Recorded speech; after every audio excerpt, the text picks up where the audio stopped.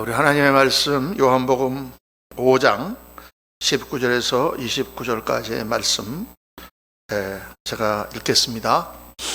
그러므로 예수께서 그들에게 이르시되 내가 진실로 진실로 너희에게 이르노니 아들이 아버지께서 하시는 일을 보지 않고는 아무것도 스스로 할 수 없나니 아버지께서 행하시는 그것을 아들도 그와 같이 행하느니라. 아버지께서 아들을 사랑하사 자기가 행하시는 것을 다 아들에게 보이시고 또 그보다 더 큰 일을 보이사 너희로 놀랍게 여기게 하시리라. 아버지께서 죽은 자를 일으켜 살리심 같이 아들도 자기가 원하는 자들을 살리시느니라. 아버지께서 아무도 심판하지 아니하시고 심판을 다 아들에게 맡기셨으니 이는 모든 사람으로 아버지를 공경하는 것 같이 아들을 공경하게 하려 하심이라. 아들을 공경하지 아니하는 자는 그를 보내신 아버지도 공경하지 아니하느니라. 내가 진실로 진실로 너희에게 이르노니 내 말을 듣고 또 나 보내신 이를 믿는 자는 영생을 얻었고 심판에 이르지 아니하나니 사망에서 생명으로 옮겼느니라. 진실로 진실로 너희에게 이르노니 죽은 자들이 하나님의 아들 음성을 듣는 때가 오나니 곧 이때라. 듣는 자는 살아나리라. 아버지께서 자기 속에 생명이 있음같이 아들에게도 생명을 주어 그 속에 있게 하셨고 또 인자됨으로 말미암아 심판하는 권한을 주셨느니라. 이를 놀랍게 여기지 말라. 무덤 속에 있는 자가 다 그의 음성을 들을 때가 오나니 선한 일을 행한 자는 생명의 부활로 악한 일을 행한 자는 심판의 부활로 나아오리라. 아멘.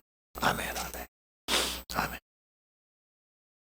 오늘 말씀은 사망에서 생명으로 우리 요한복음 강해를 기독 가운데 시작을 했습니다마는 요한복음을 강해하면서 느끼는 것이 정말 요한복음은 예수 그리스도와 우리 구원에 대한 정확한 그러한 지식을 우리에게 주고 있다.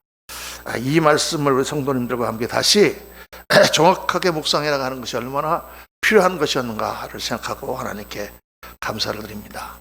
여러분, 오늘 말씀은 굉장히 중요한 내용을 우리에게 선포하고 있습니다. 그것은 예수님은 누구인가? 예수님은 누구인가? 여러분, 예수님은 누구이십니까? 그런데 또 예수님은 당신에게 누구인가? 나에게 예수님은 누구인가? 우리 시작하면서 제가 불렀던 찬송가 86장은 제가 제일 좋아하는 찬송 중에 하나입니다. 내가 참 의지하는 예수, 나의 사모하는 친구. 참 너무 좋죠.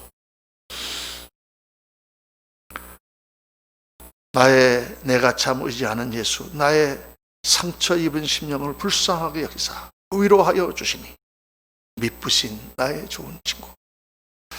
이 찬송을 우리가 정말 진심으로 부를 때에 여러분, 예수님이 도대체 누굽니까? 그가 누구길래 내가 그토록 의지하고 믿고 사랑하고 따르고 나의 상처 입은 심령을 치료해 주시고 나를 위로하시는 그런 분입니다. 나의 생명까지 아낌없이 바칠 수 있는 나의 친구, 나의 주 예수 그리스도. 그분 도대체 누구인가? 오늘 말씀은 예수 그리스도가 누구인가? 당신에게 누구인가? 그분은 누구인가? 두 가지로 확실하게 말씀하십니다. 첫째, 예수님은 하나님의 아들이시다. 그리고 두 번째, 예수님은 생명이시다. 이 하나님의 아들이심과 생명이심의 이 두 속성은 떨어질래야 떨어질 수 없는 밀접한 관계를 가지고 있습니다. 그리고 이 두 가지는 내가 예수 그리스도를 만나서 그분을 나의 주인으로 믿고 그분을 나의 구세주로 고백한 모든 사람이 반드시 믿어야 되는 예수님에 관한 가장 중요한 사실입니다. 예수님은 하나님의 아들이시며 그분은 바로 생명이다. 여러분, 예수께서는 이 땅에 오신 하나님의 아들이십니다. 지난 시간에도 제가 잠깐 말씀을 드렸지만 하나님의 아들이라 하는 말은, 예수님에게 적용되는 하나님의 아들이라고 하는 말은 다른 말로 하나님이라는 말입니다. 물론 하나님의 아들이라는 말이 천사에게도 쓰이고 또 우리 인간에게도 쓰이고 이렇게 쓰이지만 그런 것들은 다 유비적인, 비유적인 그러한 표현이고, 정말 예수님이 하나님의 아들이라고 하는 것은 하나님으로부터 나온 자라는 뜻이라고 그랬죠. 이 세상의 모든 피조물은 하나님 자신으로부터 나온 것이 아니라 하나님이 만드신 것입니다. 여기에 있는 이 강대상은 어떤 목수가 만든 것입니다. 그 목수의 머리와 생각으로 만든 것이지만은 그 목수로부터 나온 것은 아닙니다. 어떤 예술가가 자기의 혼을 다 쏟아부어서 어떤 작품을 만들어 놓고, 야, 이 작품은 나의 전부요, 나의 인생이요, 나의 분신이다, 이렇게 말한다고 해도 그것은 좀 과장된 표현일 따름이지, 그 작품은 자신이나 자신의 분신은 아닙니다. 자신이 만든 것이죠.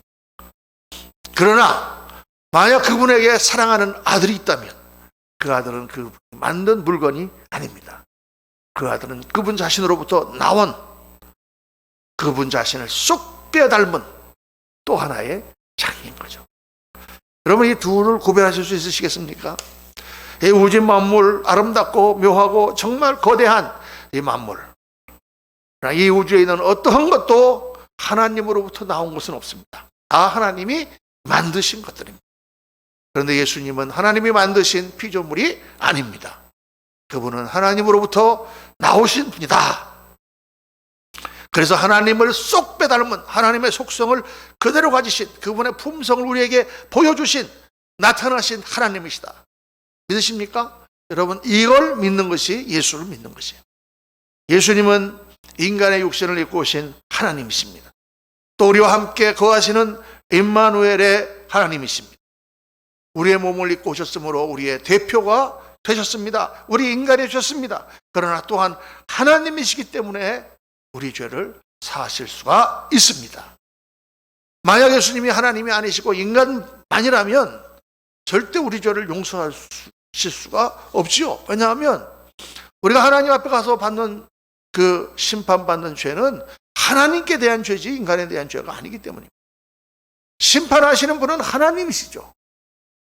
인간이 아닙니다. 심판하는 권세를 가져야 또한 죄를 사면해주는 권세도 가질 수가 있는 것이에요. 그래서 오늘 말씀에 예수께서는 친히 자신을 가리켜 심판하는 권세, 그리고 생명의 권세가 있다, 이렇게 말씀합니다. 22절에 보니까 아버지께서 아무도 심판하지 아니하시고 심판을 다 아들에게 맡기셨으니, 아들에게 맡기셨습니다. 예수님은 심판의 권세가 있으시며 생명의 권세가 또한 있으신 하나님이시다. 또 예수님은 하나님의 아들, 하나님으로부터 나오신 분이기 때문에 이 땅에 하나님이 하시고자 하는 일을 이루신다. 오늘 말씀 19절에 보니까 내가 진실로 진실로 너희에게 이르노니 아들이 아버지께서 하시는 일을 보지 않고는 아무것도 스스로 할 수 없으니 아버지께서 행하시는 그것을 아들도 그같이 행하느니라. 한마디로 예수님이 하시는 모든 일은 아버지의 일이요, 하나님이 하시고자 하는 일은 다 예수님이 하신다. 즉 이 땅에서 예수님이 하시는 일과 하나님이 하시는 일이 완전히 합치된다, 그 말씀하시죠. 그런데 하나님께서 이 땅에 하시고자 하는 일이 무엇입니까? 그것이 바로 생명을 나누어 주는 것입니다. 생명을 나누어 주는 것. 하나님이 인간을 창조하시고 그 코에 생기를 불어넣으셨습니다. 생기를 불어넣었다, 호흡을 불어넣었다, 영을 불어넣었다, 다른 말로 생명을 불어넣으셨다, 그 말이에요. 그리고 인간에게 말씀하셨죠. 생육하고 번성하여 온 땅에 충만하라. 온 땅을 정복하고 다스리라. 그리고 동산을 주시고 그 동산에 있는 모든 실과를 주시고 그 동산을 관리하고 지키는 일을 주셨습니다. 하나님 나라를 관리하고 지키는 일을 사람에게 맡기셨습니다. 그런데 그 한 가지 하나님 불어넣으신 그 생명, 그 생명과 그 특권을 계속 유지할 수 있는 조건이 무엇인가? 그것이 동산 중앙에 있는 선악을 알게 하는 지식의 나무의 열 실과는 따먹지 마라. 그리하면 정녕 내가 죽으리라. 생명을 잃어버린다는 말이에요. 여러분, 이 말씀을, 이 에덴 동산에 선악과와 생명과가 있을 때 그 선악과를 따먹은 그 말씀을 오늘 나한테 한번 딱 적용해 봅시다. 나라고 하는 인생에 한번 적용을 해 보십시오. 내 삶에 적용해 보면 에덴이란 뭐냐? 하나님이 나에게 맡겨주신 인생이에요. 하나님이 나에게 관리하고 지키라고 주신 인생, 그게 에덴이에요. 그런데 이 동산 중앙에 선악을 알게 하는 나무가 있다가 말이에요. 동산 중앙은 뭐예요? 바로 자아입니다. 나. 근데 이 동산 중앙에 뭐가 있느냐? 나라고 하는 그 자아의 중앙에 선악을 알게 하는 지식의 나무, 즉 자기의 기준, 자기의 지식으로 선악을 분별하는 그것이 내 안에 중앙에 있다는 거예요. 이해가 되십니까? 그게 인간이 행하는 죄의 근원이다 그 말이에요. 그럼 인간이 행하는 모든 죄, 모든 문제는 어디서 나오는 것입니까? 바로 자기중심적인 생각이에요. 자기의 기준을 가지고 하는 판단이에요. 만약 우리 안에 있는 우리의 모든 자아 중심에 있는 자아가 전적으로 다 우리의 판단 기준이 하나님의 말씀에 순종하는 그런 것이라면, 모든 사람이 그렇다면 이 땅에 싸움이 있을 수 없고 고민이나 고통이 있을 수가 없습니다. 근데 인간의 문제는 뭐예요? 다 자기가 자기 나름대로 선악의 지식을 가지고 있다는 것이죠. 자기 중심에 다 자기의 판단 기준을 가지고 있다는 거예요. 그리고 그 판단 기준은 다 다르다는 것입니다. 죄 있는 인간은 자기 중심적인 생각을 가지고 삽니다. 그러니까 자기의 안락이나 편안함과 반대가 된다고 생각하면 화를 내고 싸우는 것입니다. 상대방의 입장을 생각해서 싸우는 것은 하나도 없어요. 그렇지 않습니까, 여러분? 싸울 때 내가 저 사람 입장을 생각해서 한번 싸우자, 이런 사람은 아무도 없어요. 다 자기 입장에서 생각해보면 화가 나니까 싸우는 거죠. 그 에덴이라고 하는 인생 중심에 있는 자아, 그 자아에 있는 선악을 안다고 하는 지식의 열매를 우리가 먹었기 때문에 거기서부터 우리의 모든 문제가 생기는 것입니다.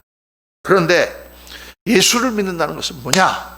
그 동산에 있는 자기 자아와 자기가 먹은 선악의 기준을 떠나서 하나님의 말씀이신 예수를 따르는 것입니다. 예수님이 뭐예요? 생명나무이십니다. 그래서 자기중심적인 선악과가 아니라 생명나무이신 예수님을 먹는 것입니다. 제가 먹는다고 그랬죠? 예수님 뭐라고 말씀하셨습니까? 내 살을 먹고 내 피를 마시지 아니하면 내게 합당치 않으니라. 무슨 말씀입니까? 예수님이 이 말씀은 예수님을 경험해야 한다는 것입니다. 경험해야 한다. 그냥 보는 게 아니라, 그냥 듣는 게 아니라 예수님을 먹는다는 것은 그분을 믿고 그분이 내 안에 들어와서 그분을 내가 경험하고 그분과의 개인적인 관계, 퍼스널 릴레이션십을 가진다는 말이죠. 예수님과 영으로 결합해서 실질적인 결합체가 된다는 말입니다. 신앙은 체험하는 것입니다. 관념이 아니에요. 실질적인 것입니다. 이론이 아니에요, 여러분.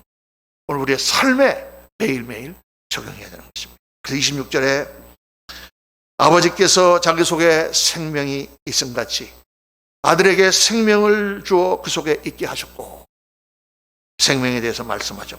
그래서 어떻게 됩니까? 24절에 보니까 내가 진실로 진실로 너에게 이르노니 내 말을 듣고 또 나 보내시는 이를 믿는 자는 영생을 얻었고 심판에 이르지 아니하나니 사망에서 생명으로 옮겼느니라.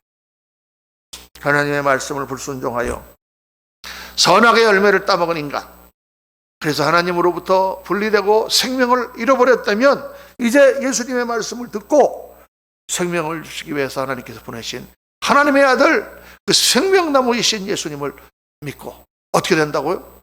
영생을 얻었고 사망에서 생명으로 옮겼느니라.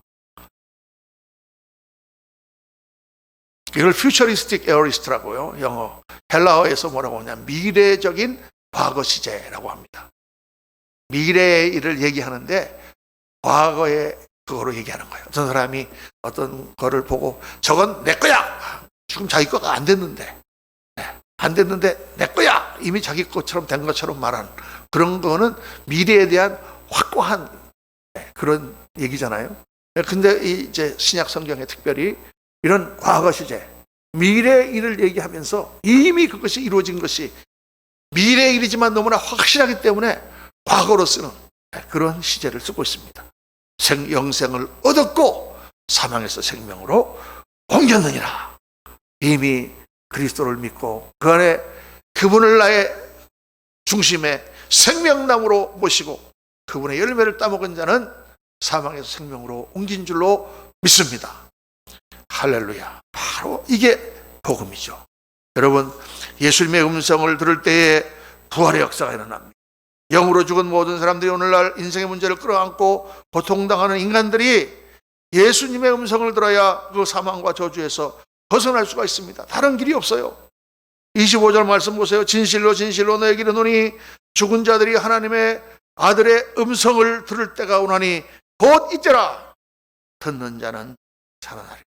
진실로 진실로, 예수님이 이렇게 진실로 진실로 두 번 말하는데, 이 히브리어에서 이 두 번 반복은 헬라어로 연결됩니다만은 히브리적 용법으로 강조법입니다. 강조법. 진실로 진실로, 정말 정말, 진짜 참말로 거짓 없이 확실하게, 그런 뜻이에요. 엄청난 강조입니다. 진실로 진실로 예수님 말씀하시는 이 말은 성경에서 요한복음에만 나오는데 25번 나옵니다. 제가 세봤습니다.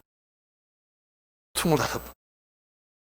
지금 내가 말하는 것은 엄청나게 중요한 것이다, 그겁니다. 영으로 죽어있는 수많은 사람들, 이 땅에서 잠깐 살지만 곧 죽어서 영원한 심판으로 빠질 수밖에 없는 그 사람들, 멸망으로 빠질 수밖에 없는 그 사람들이 하나님의 아들의 음성, 곧 생명의 말씀을 들어야 살아난다, 그 말이에요. 예수님을 믿게 믿는데 예수님을 체험하지 못하신 분들, 예수님의 말씀을 듣고 그분을 만나는 은혜를 입어야 돼요. 그때가 언제입니까? 곧 이때라. 지금이다. 지금. 내일이 아니고, 다음 달이 아니고, 내년이 아니고, 학교 공부 끝난 다음이 아니고, 사업 좀 안정되고 나면이 아니고, 내가 늙고 난 다음이 아니고, 지금 오늘 이 말씀을 들을 때 예수님을 내 안에 영접하고 주님을 보셔야 되는 것입니다. 지금 우리가 내일 일을 어떻게 합니까? 그리고 이 생명의 일보다 더 중요한 게 어디 있습니까? 하나님께서 하시는 말씀, 그때 그 말씀을 붙잡아야 되는 거예요. 여러분, 우리는 주일날마다 말씀을 듣지 않습니까? 매주 우리는 설교를 듣습니다. 어떤 자세로 그 말씀을 들으십니까? 매주일 목사님이 하시는 설교, 교회마다 수없이 많이 흘러나오는 설교, 그 중에 하나, 많은 사람이 아마 그렇게 생각할지도 몰라요. 그런데 어떤 분이 설교를 지금 들으면서 이게 지금 나에게 하시는 하나님의 말씀이다, 이렇게 심각하게 이 말씀 받아들인다면 그때 하나님의 은혜가 거기에 임하는, 그냥 이렇게 그냥 늘 지나가는 말씀이가 있거니 그러면은 뭐 별 은혜가 임하지 않습니다. 끝나고 목사님 은혜 받았습니다, 뭐 은혜 감동을 좀 받았다는 뜻이지 뭐 별 뜻이 아니에요. 근데 이 말씀이 지금 나에게 주시는 말씀이다 라고 내가 받을 때, 그때에 성령께서 역사하시고 은혜가 임하는 거예요. 여러분, 한국에 제가 와서 목회하면서 조금 답답한 게 있는데, 이게 어느새 한국에 부흥회나 수련회 같은 그런 게 없어졌어요. 한 10여 년 전까지만 하더라도 늘 교회에서 보면 부흥회하고 수련회하고 그런 걸 했는데 지금은 잘 보이지 않아요. 왜 그럴까요?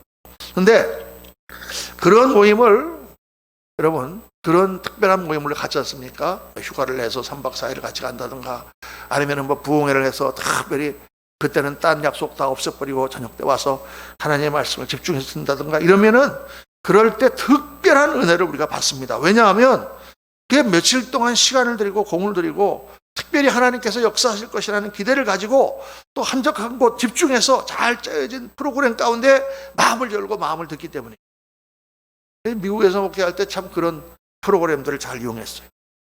부흥회 때도 우리 성도님들이 은혜 많이 받았지만은 또 수련회 같은 거를 해서 정말 다들 바쁜데 거기에 뭐 3박 4일이고 2박 3일이고 오기가 어렵죠. 그렇지만 잘 설득해서 몇십 명이 가서 잘 짜여진 데서 정말 그 아름다운 숲속에서 하나님의 말씀을 집중해서 듣고 기도할 때 엄청나게 많은 사람들이 은혜를 받습니다. 그리고 돌아와서 삶이 확 변합니다. 단정합니다. 아, 내가 목사님 가라고 그럴 때는 이 바쁜데 또 무슨 수련회를 가라고 그러느냐 하고 막 그랬는데, 정말 내가 가보니 일생에 경험하지 못한 하나님의 음성을 듣고 그분을 체험했다, 뭐 이런 간증이 말도 못하게 많아요. 어떤 분들은 막 죽어도 안 가죠. 근데 어떤 분들은 그래요. 아, 자기는 괜찮대. 저 사람보다. 자기는 괜찮다. 글쎄, 괜찮은 사람이 있을까? 저는 목사래도 목사님들 모이는 수련회 가서 엄청 은혜를 받습니다. 어떤 때는 그런 데 갔다 와서 목회 방향이 바뀌기도 합니다. 그런 수련회 때 은혜를 받고 나서 영이 다시 살아나고 정말 힘들었고 지쳤던 그 모든 것들이 없어지고 다시 힘을 얻어 그럴 때가 많습니다. 여러분, 어느 누구가 하나님의 은혜를 받지 않아도 괜찮은 사람이 있어요? 은혜는 보라 지금은 은혜 받을 만한 때요, 보라 지금은 구원의 날이로다. 은혜를 받아야 되는 거예요. 옛날 뉴욕에서 목회할 때 어떤 부부가 있었어요. 부부가 교회에 나오셨는데 남편은 별로 믿음 좋지 않고 늘 골프나 좋아하시는 분이었어요. 부인은 이제 사업을 하시는데 이 부부 사이가 얼마나 안 좋은지 몰라요. 아주 원수야. 그래서 아주 이혼 직전이에요. 그런데 이제 부인이 조금 믿음이 좀 있었는데 부부가 같이 가는 수련회가 있었습니다. 근데 그게 부부가 같이 가는 게 아니고 남자 먼저 가고 그 다음에 일주일 있다가 부인이 가는 그런 이제 수련회. 그런데 이 부인이 와서 나한테 우리 남편 좀 설득해서 은혜 좀 받게 해달라고.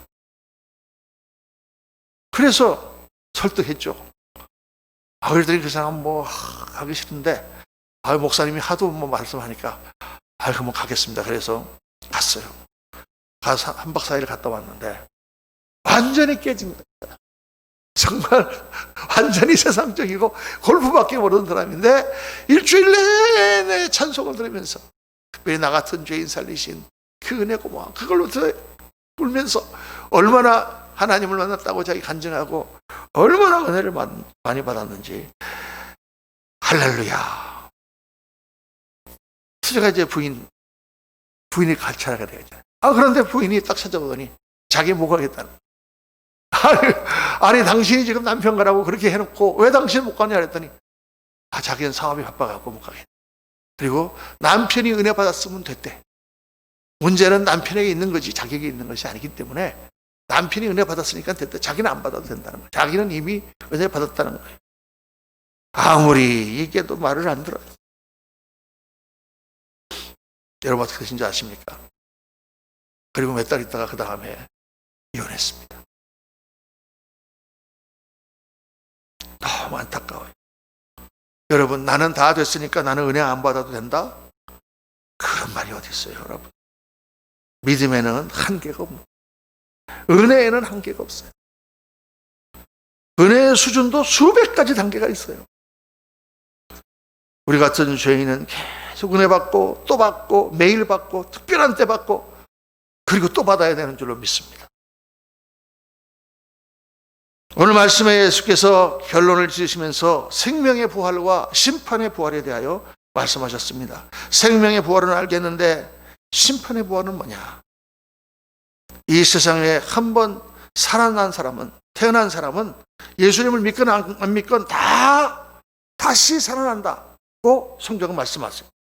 그리고 하나님 보좌 앞에서 심판을 받는다고 말씀하십니다. 다 부활해서 마지막 때 하나님 앞에서 심판을 받는다. 그 심판은 자기가 한 모든 행동을 따라서 받는 심판입니다. 여러분 자신 있습니까? 불꽃 같은 하나님의 눈길 앞에서 우리가 한 모든 행동을 따라서 심판을 받을 때에 여러분의 몸과 마음이 죄 없이 깨끗하게 자신 있게 설 수 있는 사람이 누가 있겠습니까? 그 심판의 권세를 주신 분이 누구예요? 예수님이다 그 말입니다. 그러니까 예수 믿는 사람은 어떤 사람이에요? 그 재판장을 미리 다 알아놓은 사람. 예수 믿는 사람은 뭐예요? 그 재판장이 바로 자기의 변호사가 된 그런 사람. 예수 믿는 사람은 누구예요?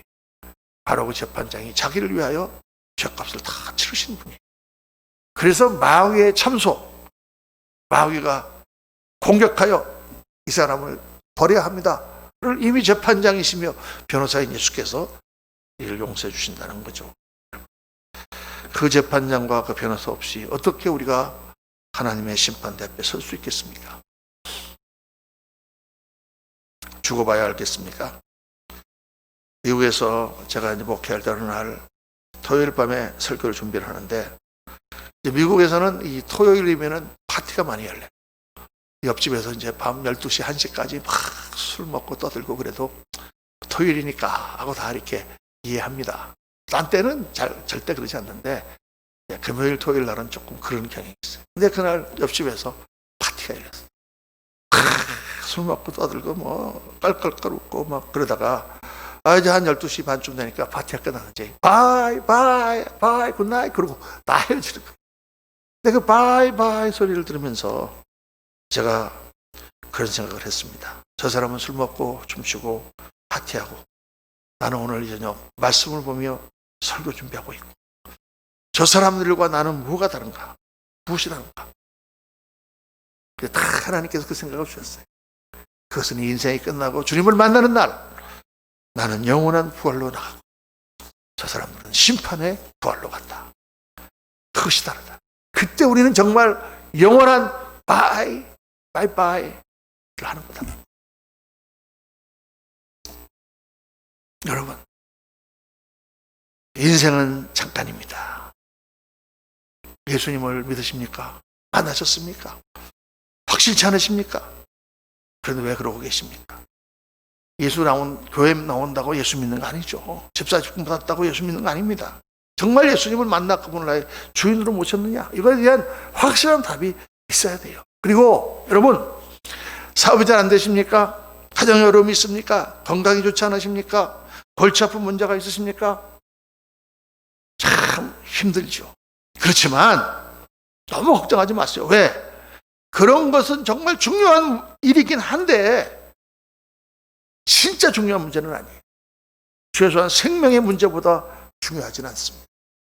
그냥 우리 인생은 잠깐 갑니다. 아무리 문제가 많아도 잠깐이면 다 갑니다. 그리고 이제는 잠깐이면 우리 주님을 뵙습니다. 그날을 바라봐야 돼요. 그런데 신기하게도 그렇게 영혼을 바라보는 순간, 그 주님을 바라보는 순간 이 땅에 그 여러 문제들, 잘 자란 문제들은 다 해결돼 버리고 만단 말이에요. 그렇게 나를 괴롭히던 그 문제가 그렇게 중요하지 않게 느껴지는 순간 주님께서 그 문제를 다 맡아서 알아서 해결하세요. 믿으십니까? 경험해 본 사람은 알아요. 여러분이 말씀을 받으셔야 됩니다. 여러분의 시선을 그 문제에 고정시키지 마세요. 하나님의 산 위로 올라가세요. 그 영원한 시온산 그 위에서 그 문제를 바라보세요, 여러분. 그거부터 하셔야 됩니다. 그러면 그 문제들이 다 개미같이 보입니다. 하찮은 것들입니다. 때로는 아름답고 때로는 추하고 때로는 웃고 떠들고 때로는 미워하고 싸우는 모든 일들이 다 점같이 조그맣게 보입니다. 그리고 우리는 비교할 수 없는 주님의 찬란한 영광에 휩싸입니다. 그렇게 좋아하던 돈, 집, 차, 골프, 명예, 권력, 심지어 자식들, 남편, 아내까지도 코로나 바이러스까지도 그런 것조차 아무것도 아니에요. 주님의 영광에 비하면 그 모든 것은 다 거적대기 같은 것입니다.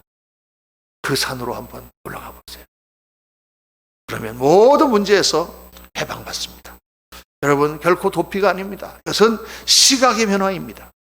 문제 해결점은 어디서 그 문제를 보느냐에 달려 있어요. 시점의 높이의 차이예요. 영광의 산에서 바라보느냐 아니면 문제의 구렁텅이 속에서 그 문제를 바라보고. 오늘 이 아침 우리 영광의 주님이시며 영원하신 하나님이시며 영원하신 생명이신 주님을 바라보시고 저와 여러분의 시각이 변화되고 또 문제에서 해방되고 찬란한 인생으로 변화되는 귀한 은혜가 함께 하시기를 예수님 이름으로 축원합니다. 기도하겠습니다. 아버지 하나님, 오늘 말씀을 전하며 다시 한번 영광의 주님을 바라봅니다. 가슴이 뜁니다. 감사합니다. 아버지 하나님, 말씀을 증거하는 저부터 그 하나님의 산으로 올라가 모든 문제를 바라볼 수 있도록 도와주옵소서. 아버지 하나님, 영원한 하나님이시며 우리 생명의 주인이신 예수 그리스도, 그분을 나의 주인으로 모시고 살아간 오늘 이 땅의 삶이 얼마나 귀하고 아름답고 영광스러운 것인지, 시시때때로 우리는 세상의 문제나 세상의 일들로 인하여 우리의 마음이 상하기도 하고 우리가 한눈을 팔기도 하고 기웃기웃거려보기도 하지만 오늘 이 말씀을 통하여 영원하신 생명, 나의 주, 나의 하나님, 예수 그리스도를 다시 한번 내 중심에 굳게 붙들고 생명나무 실과를 먹으며 영원한 삶으로 나아가는 믿음의 용사들, 이 땅의 모든 문제를 우리 주님께 맡기고 주님께서 다 해결하시는 승리의 삶을 살아가는 저희를 다 되도록 인도하여 주옵소서. 우리 구주 예수 그리스도 이름으로 축복하며 기도하옵나이다. 아멘.